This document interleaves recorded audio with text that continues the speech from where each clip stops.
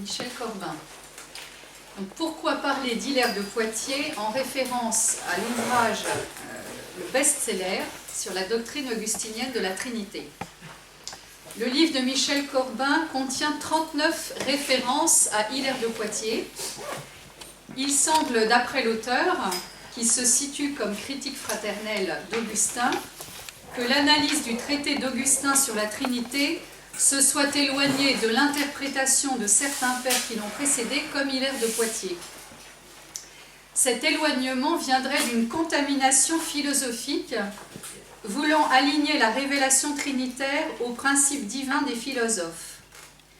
En s'alignant trop sur une notion de nature commune aux trois personnes divines, Augustin perdrait l'inspiration des Écritures. Alors Augustin s'inscrit dans une tradition croyante et a cité Hilaire au début du traité de la Trinité. C'est donc pour lui une référence. Je cite: « Un auteur qui voulait donner à comprendre en peu de mots les caractéristiques de chacune des personnes de la Trinité a dit: l'éternité est dans le Père, la forme dans l'image, la jouissance dans le don. Il s'agit d'un homme dont l'autorité a du poids dans l'interprétation des Écritures et la démonstration de la foi. C'est Hilaire qui écrit cela dans ses livres. » Il nous a donc semblé intéressant de lire la lecture renouvelée de Michel Corbin dans son ouvrage sur Hilaire de Poitiers. La thèse de l'auteur vise à montrer qu'Hilaire reste plus proche du donné révélé, permettant de retrouver la source de la confession trinitaire dans l'Écriture, particulièrement dans l'événement de la résurrection, où se confirme et surabonde l'éternelle nativité de Jésus. Quelques repères biographiques. Hilaire naît à Poitiers en Gaule-Aquitaine entre 310 et 320 et meurt en 368. Venant d'une famille noble et païenne, il se convertit. La confession de sa conversion se trouve au début du traité sur la Trinité et en éclaire la démarche. Et c'est un texte magnifique que j'ai découvert. C'est Confessions d'Hilaire. Marié, père d'une fille, il sera élu évêque de Poitiers vers 350. Il a beaucoup commenté l'Écriture et sa première œuvre est un commentaire sur l'Évangile de Matthieu. Après la condamnation de l'évêque Athanase d'Alexandrie à Nicée, Hilaire organisa la résistance de la Gaule à l'arianisme au concile d'Arles en 353 et de Milan en 355. On le nomme l'Athanase de l'Occident. Il veut défendre la foi professée par le concile de Nicée en 325 concernant la consubstantialité du Père et du Fils. Il est envoyé en exil en Phrygie en 356. Cela lui permet d'approfondir sa lecture des Écritures et d'étudier les Grecs, Origène en particulier. Il pourra confronter les décisions de foi de divers synodes orientaux et prendre la mesure de l'enjeu. Ce passage en Orient est extrêmement important et lui permet de comprendre les différences de culture. Il est important de rappeler que la tendance grecque est de penser la foi trinitaire à partir des personnes divines, de la pluralité, pour arriver à penser l'unité, alors que les latins partent de l'unité de la nature divine pour arriver aux trois personnes. Donc Hilaire va composer son traité De Trinitate de 356 à 359. En 359, Hilaire est convoqué par les évêques d'Orient au concile de Séleucie. L'arianisme se répand, mais Hilaire ne recule pas devant l'autorité impériale, ayant écrit un « contre l'empereur Constance ». Revenu à Poitiers, il continue son combat et à la mort de Constance en 361, un apaisement se met en place. Signalons, et ça je suis sensible, qu'Hilaire a contribué à l'implantation du monachisme dans le Poitou et installe Saint-Martin à Ligugé en 360. Le mouvement monastique parti d'Égypte commençait à se répandre en Occident grâce à la vie d'Antoine écrite par Athanase. Quelques repères sur l'hérésie arienne. Les premières générations chrétiennes sont donc confrontées à la difficulté de concilier l'unité de Dieu, sa monarchie, et la pluralité en Dieu dévoilée dans l'économie comme Trinité. Cette réflexion a des conséquences pour le salut de l'homme. L'économie du salut requiert un vrai médiateur unissant en lui la nature créée et la nature incréée. Or, Arius met en question la filiation divine de Jésus, le Fils n'est pas éternel. Il a été créé du néant par un acte de volonté du Père et il est créature, donc limité en perfection. Pour défendre cette thèse, il interprète les Écritures en son sens. Dieu est par nature inengendré, ce qui vient de lui est créé. Le Logos est donc un instrument de création distinct de Dieu. Alors maintenant, je vais dire quelques mots sur la structure du traité sur la Trinité. Composé de 12 livres dont le contenu expose la position catholique sur la divinité du Fils, en développant une catéchèse sur le Père, le Fils et le Saint-Esprit, Hilaire réfute les thèses ariennes par l'Écriture et répond aux objections ariennes sur l'infériorité apparente du Fils, ses souffrances et ses humiliations.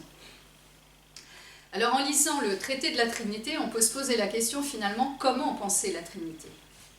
Ce qui frappe le lecteur, et moi en particulier, c'est l'engagement d'Hilaire dans la foi. Ce grand mystère de la piété qu'il a saisi et converti lui permet de soutenir le combat pour la vérité de l'Évangile. Hilaire, et il le dit dans ses confessions, a fait une expérience spirituelle de régénération dans le Christ et demande à Dieu d'éclairer sa réflexion et de l'aider à penser. Car le mystère est infini et l'être humain est très limité. Sa réflexion se fait prière et la prière devient réflexion. Il s'agit de croire pour comprendre. Le point de départ d'Hilaire dans sa réflexion trinitaire est la formule baptismale de Matthieu 28, 19. Le Père est principe source, le Fils est le monogène, par qui sont toutes choses, et l'Esprit est le don. Nous avons plusieurs prières d'Hilaire qui permettent de comprendre comment la théologie et la spiritualité sont unies. Je cite « Conserve-moi, je t'en prie, sans souillure, cette foi orthodoxe qui est en moi, et jusqu'à ce que s'exhale mon esprit, donne-moi pareille voix pour dire ce que je sais, afin que je tienne toujours ce que j'ai professé dans le symbole de ma régénération. Baptisé que je fus dans le Père, le Fils et le Saint-Esprit. » Il s'agit donc vraiment d'une recherche spirituelle qui permet de connaître la vérité du mystère au-delà de toute compréhension humaine. Je cite « Immisce-toi dans ce secret et entre l'unique Dieu inengendré et l'unique Dieu engendré, plonge-toi dans les arcanes de l'inconcevable naissance. Commence, continue, poursuis, je sais bien que tu n'y parviendras pas. Néanmoins, je te félicite des progrès que tu feras. » Ça nous encourage. Un sens de la foi et du mystère toujours plus grand de Dieu, dont les pensées sont au-dessus des nôtres, n'a cessé d'être exprimé par Hilaire. Celui qui poursuit l'infini de sa foi aimante, même s'il ne l'atteint jamais, profitera pourtant de sa recherche. Hilaire médite l'Écriture et la prie, elle est vraiment pour lui l'âme de sa théologie. Hilaire ne cesse d'écrire que l'intelligence du mystère de la foi implique d'avancer au-dessus des évidences de la raison humaine. Il s'agit donc de transformer les représentations que nous avons de Dieu. Je cite, « La véritable sagesse consiste parfois à être sage autrement qu'on le voudrait. » Il ne faut pas perdre de vue ce qu'Hilaire a découvert en lisant le prologue de Jean, le Verbe s'est fait chair.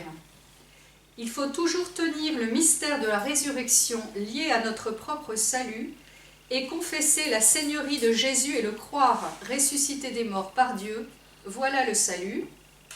Dieu ne nous appelle pas à la vie bienheureuse par le moyen de questions compliquées. C'est lui qui l'a dit. L'éternité est pour nous, dans ce qui est direct et facile, croire que Jésus a été ressuscité des morts par Dieu et qu'il est Seigneur. Il nous faut assumer la folie pour acquérir la sagesse, dit Hilaire, et concevoir la raison de la force divine, et penser divinement.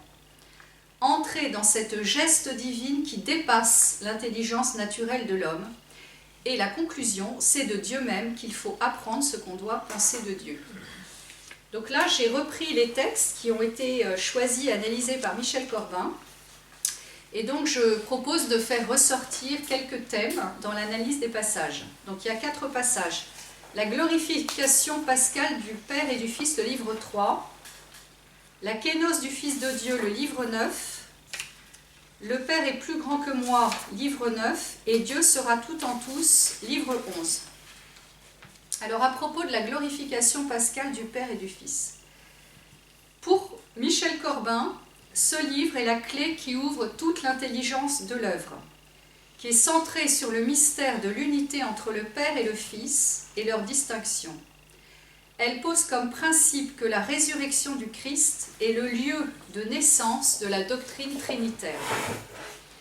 Réfléchissant sur cette parole de Jean « Je suis dans le Père et le Père est en moi », et sur cette parole « Père, glorifie ton Fils et que ton Fils te glorifie », Hilaire insiste sur l'importance d'un dépassement de notre raison pour ce qui nous semble de prime abord inintelligible. Il s'agit d'abord de croire quand Dieu parle. Les Ariens comprennent que le Père, ayant besoin d'être glorifié par le Fils, serait inférieur. Comprendre que le Père a besoin du Fils et le Fils besoin du Père, donc contredirait une idée philosophique de perfection divine. Michel Corbin parle de surabondance de Dieu en Dieu. Si le Père est glorifié dans le Fils et le Fils dans le Père, cet échange de glorification ne concerne pas un progrès de la divinité, mais à être reconnu des croyants que nous sommes. Par le Fils, Dieu est glorifié en nous. Cette réflexion amène donc à corriger notre vision, notre notion de perfection et à la penser en excès. Dans la résurrection, la nativité du Christ assume notre chair et déborde sur elle en se répétant.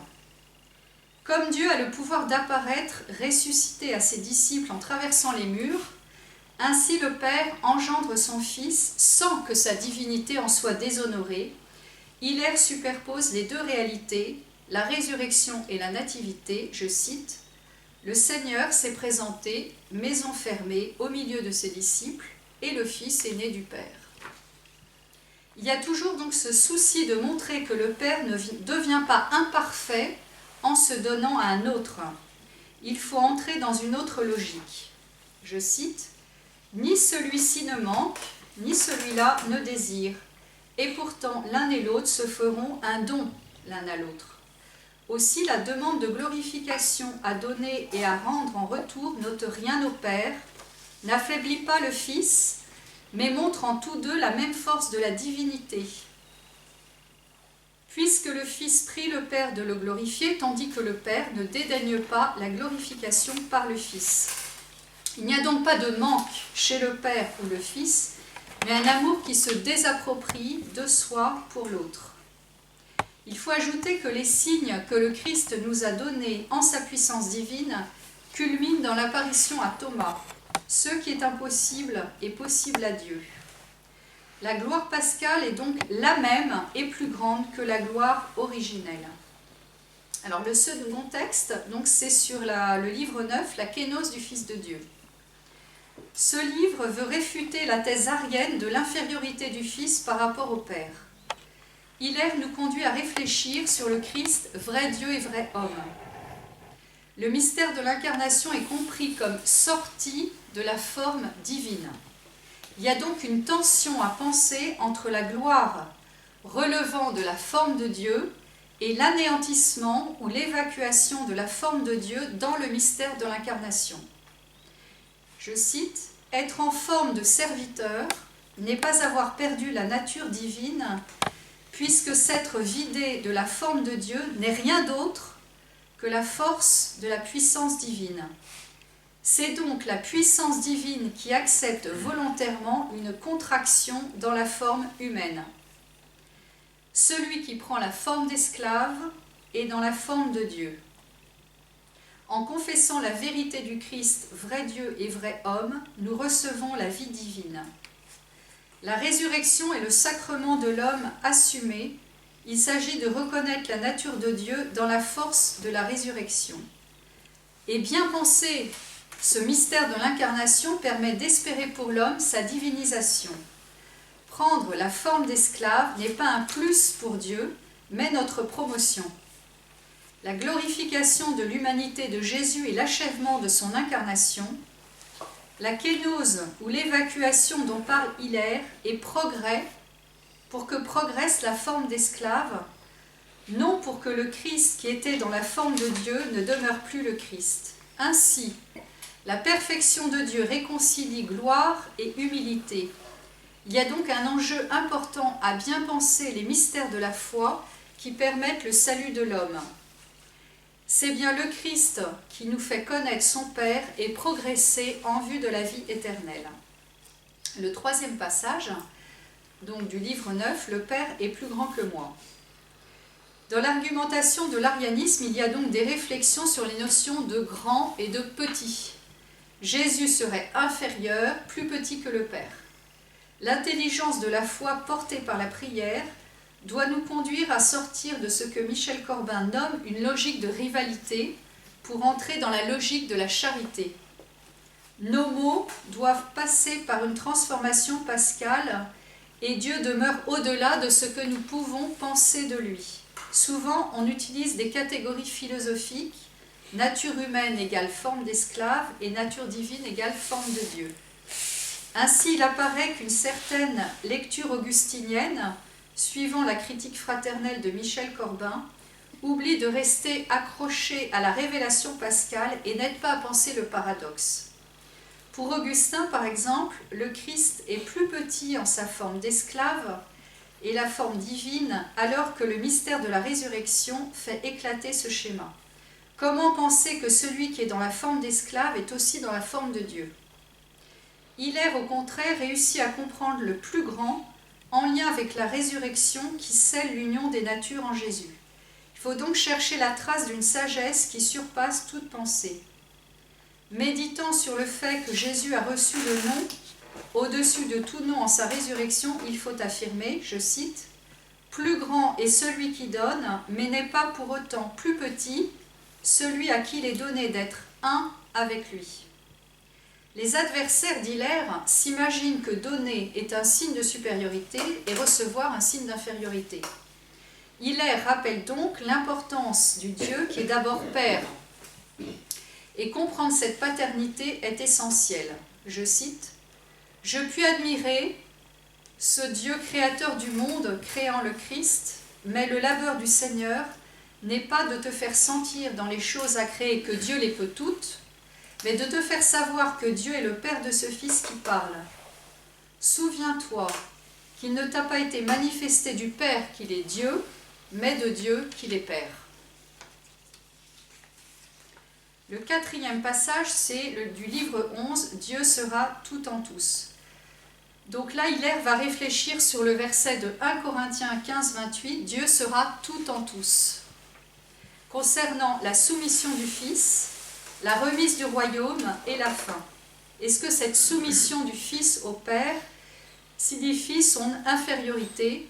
Est-ce un affaiblissement de la divinité? Hilaire ne cesse de dire que cette soumission du Christ au Père ne doit pas être considérée comme un outrage pour le Fils, sa nature étant considérée alors comme inférieure à celle du Père.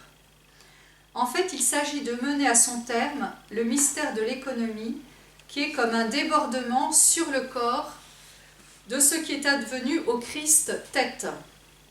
Que Dieu doive être tout en tous, c'est pour nous les êtres humains, gain, pour nous progrès, pour nous qui serons conformes à la gloire du corps de Dieu. Nous donc, nous progressons comme image de Dieu dans un dépassement qui est notre accomplissement. Il s'agit donc de trouver une lecture juste et de ne pas faire de la soumission du Christ une faiblesse contraire à sa divinité. Pour le Christ, il faut donc penser que c'est un surplus d'assomption. Il faut comprendre le passage comme débordement du mystère pascal sur les membres du corps du Christ. La chair assumée n'est pas faiblesse du Fils face à la divinité du Père. Il faut penser que le surplus de Dieu en nous devienne un surplus de Dieu en Dieu. Et Michel Corbin insiste sur le mystère de Dieu qui, débordant en lui-même d'une plénitude plus que pleine, déborde sur l'humanité en réalisant que si Dieu a le pouvoir de se contracter, c'est-à-dire de prendre la forme de l'homme, il a aussi le pouvoir de dilater, de conduire notre humanité dans le mystère divin. À la fin de l'analyse, Michel Corbin évoque un passage d'Hilaire qui évoque le bouleversement que produit le mystère de Dieu dans l'intelligence de la foi. Dieu est d'abord connu par la seule vénération, que nos concepts d'être et de devenir sont transformés, voire brisés, et que Dieu est tel que rien de plus grand ne puisse être pensé. Et la folie de la croix laisse apparaître une perte de nos logiques propres. Je cite, « Notre intelligence a beau prendre du recul et revenir sans cesse en arrière pour tâcher de comprendre celui qui est Dieu, elle est toujours précédée par le seul fait qu'il est. » Le 5e passage, c'est du livre 12, la prière pour persévérer dans la foi.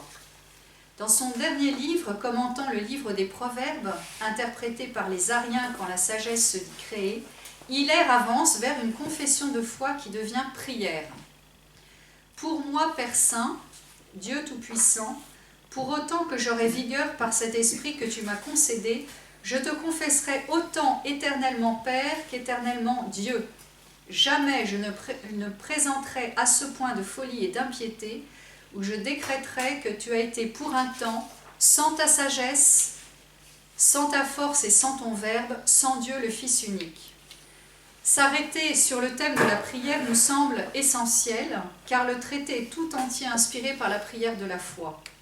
Dieu est invoqué comme Père depuis toujours, dans l'accueil éternel de son premier-né. Prière, accueil du témoignage apostolique doivent permettre de confesser la vraie foi.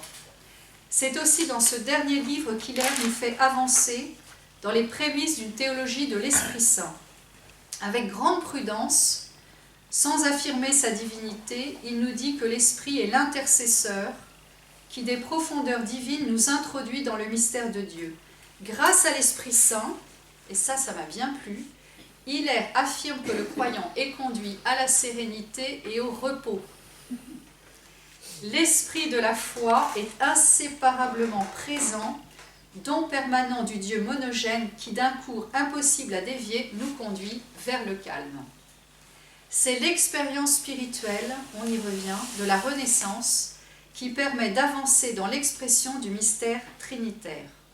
Je cite, « Que ton esprit soit de toi par lui, même si je ne perçois pas en vérité par l'intelligence, je le tiens pourtant par conscience. Même si j'ai conscience d'être sous son assistance, l'Esprit Saint, placerai-je la nature de celui-ci parmi les créatures et la bornerai-je en définissant son origine ? Point d'interrogation. Conclusion. L'étude donc de ce traité sur la Trinité par Michel Corbin nous montre une pédagogie de la foi qui peut nous renouveler dans notre manière de penser le mystère divin aujourd'hui. Il s'agit de ne pas séparer la vie spirituelle et l'intelligence de la foi, mais de voir comment elles se fécondent l'une par l'autre et avoir conscience que c'est Dieu qui nous mesure et non pas nous qui mesurons le mystère de Dieu. L'attitude d'humilité est un critère de vérité. Il est aussi important de ne pas perdre de vue que les Saintes Écritures sont toujours premières. Si nous revenons au propos principal sur la doctrine augustinienne de la Trinité, nous nous souvenons que le souci d'Augustin est de tenir unité et trinité. Augustin écrira « Nous avons déjà vu à l'aide de nombreux exemples empruntés à l'Écriture comment dans cette Trinité, chacune des personnes se voit attribuer ce qui appartient à toutes en raison de l'inséparabilité d'action de leur unique substance. Son attention à garantir l'unité des trois personnes divines l'amène donc à insister sur le fait qu'elles agissent inséparablement, alors que les pères grecs et Hilaire de Poitiers mettent le Père au principe de la création comme de la vie intratrinitaire. Hilaire nous montre aussi que l'on peut dire le mystère de la foi dans un langage différent. Ainsi, dans son traité sur la Trinité, Hilaire, tout en défendant la foi de Nicée, ne prend pas le langage de l'homoousios et reste plus proche du donné scripturaire. Cela nous montre donc la légitimité de divers langages théologiques et un élan pour la recherche écuménique. Concluons en disant que tout le traité est sous le signe d'une prière. Fais, ô Seigneur, que je reste toujours fidèle à ce que j'ai professé dans le credo de ma renaissance. Nous remercions Michel Corbin qui nous a montré le génie d'Hilaire de Poitiers.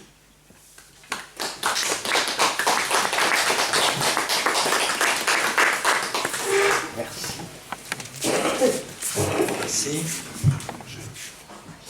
Merci. Tu peux passer. Ouais.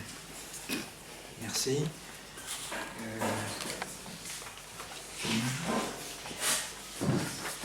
J'ai noté qu'il y a pas mal de choses qui ont été dites qui m'ont fait penser à Saint Anselme, alors qu'elle ne l'a jamais prononcé ce nom. Je pensais que tout à l'heure on pourrait vous demander ce que vous en pensez. Et je donne la parole maintenant à Michel Faye. Je rappelle que tu es ancien professeur de philosophie en classe préparatoire